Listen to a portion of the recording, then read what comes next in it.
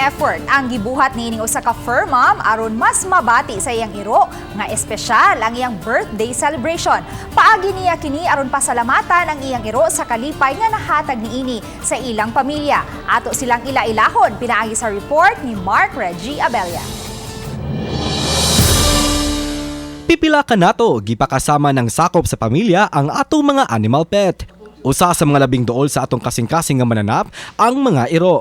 Sa ilang pagka-protective, kaklingi o ka-cute, di gayud ikalimod nga sagad sa mga iro makapukaw sa atong happy hormones. Sama na lang nining usa ka iro nga gisaulugan og birthday sa iyang fur mom nga si Julian Di Castro. Every September 17, then my family and I really helps each other. Magtinabangay dyan may to prepare. Gikan sa party hat, mga lami ang putahe, o syempre, dili mawala ang birthday cake. Bisan ikaw, muto nga usa ka bata ang nagselebrar sa iyang adlaw na tawhan.